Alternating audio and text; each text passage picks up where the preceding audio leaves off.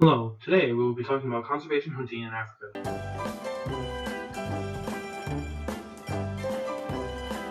According to the IUCN Red List, more than 28,000 species are threatened with extinction. 27% of all assessed species. Assessed species are the species that the IUCN has gone and conducted an analysis on to see if they are in fact threatened with extinction.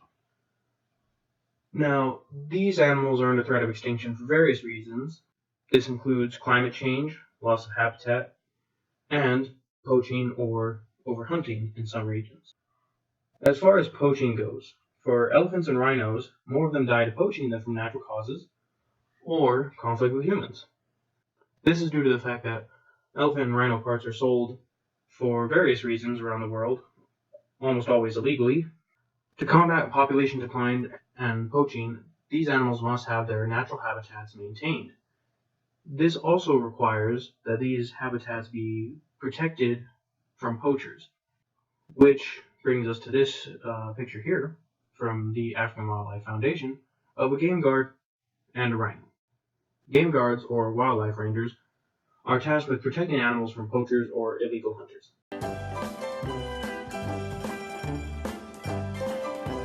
As for the actual effect of trophy hunting on conservation efforts, when we look at funding in Botswana, Ethiopia, Mozambique, Namibia, South Africa, Tanzania, Zambia, and Zimbabwe, trophy hunting contributes to $326 million in direct spending and supports over 53,000 jobs. It is relevant to point out that 1.4 million square kilometers of land is conserved for hunting in Africa, which is important as to prevent population decline for these endangered species, they must have their habitats conserved.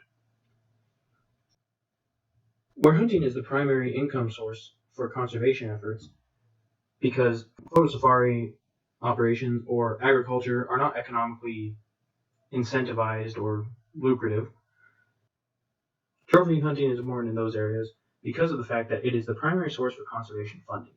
Now, this graphic from the Humane Society International is presenting this information slightly differently. In 8 key African countries, trophy hunters contribute at most 0.03% of gross domestic product and at most 0.76% of overall tourism jobs. This is a fair point to raise, however, it focuses on the wrong issue.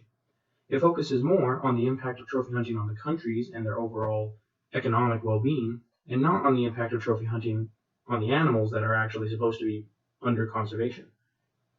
And so, if we think about it, $326 million being lost because trophy hunting is no longer allowed would be a huge hit in those areas where trophy hunting is the only or main source of funding for conservation.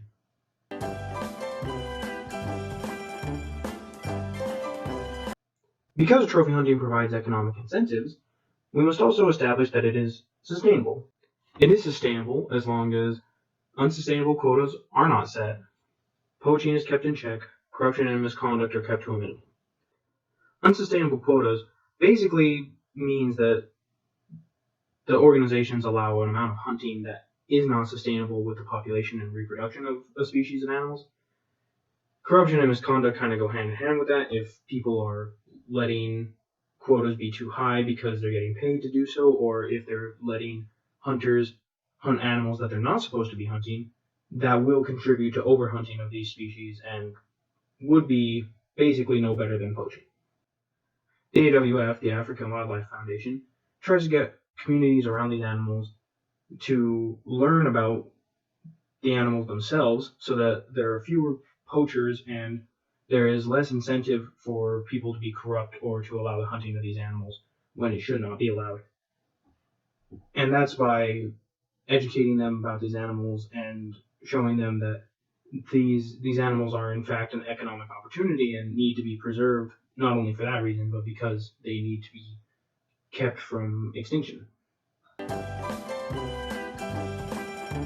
Many people can't actually advocate for hunting an animal even if it could provide some sort of use to the rest of its species. And I would argue that they're right.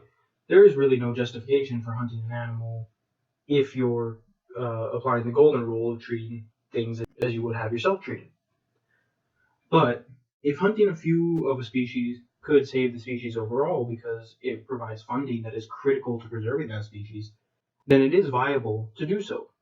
because preserving that species at the cost of a few is better than letting it die out entirely. Now, here's that Humane Society International graphic again, and it brings up a couple moral and ethical questions. Let's start with this second one highlighted here. It says most trophy hunters are American. U.S.-based hunting industry group Safari Club International promotes the senseless slaughter of wildlife for sport by offering its members the opportunity to compete to win nearly 50 awards for killing animals around the world. This is a little odd, and that is because it makes sense that most trophy hunters are foreign.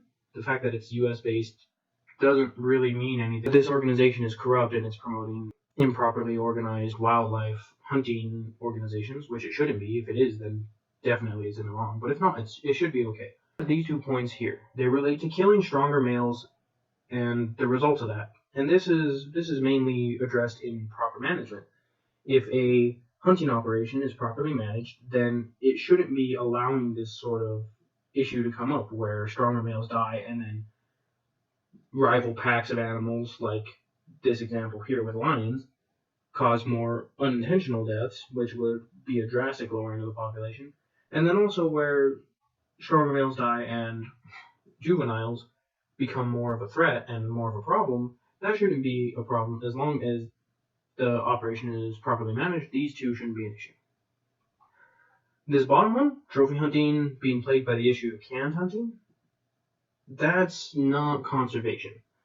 If the lions were actually benefiting from conservation efforts, there would be no issue where they're bred in captivity and shot in captivity, as the conservation efforts are preserving their environment so that they can live naturally and not just keeping them in captivity for hunting.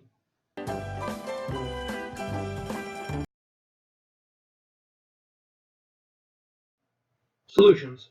I advise supporting trophy hunting efforts where they are useful and properly managed, so long as they are actually trophy hunting efforts that support conservation.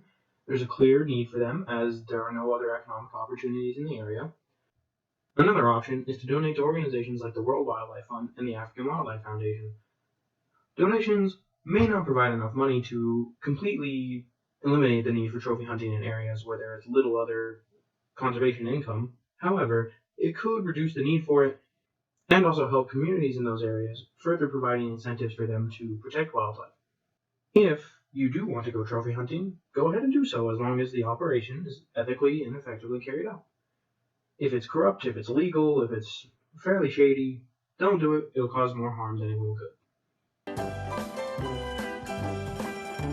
If we were to not do anything, it's possible it could just continue. But if trophy hunting was lost, this $326 million in spending, most of that 53,000 jobs, would probably be affected. Now, these animals won't disappear overnight. If that funding were to disappear and trophy hunting were to stop, these animals could suddenly have overreaching effects in their habitats, which could affect other animals too. Here are all the references that I may have used in my video or referenced indirectly. Thank you for your time.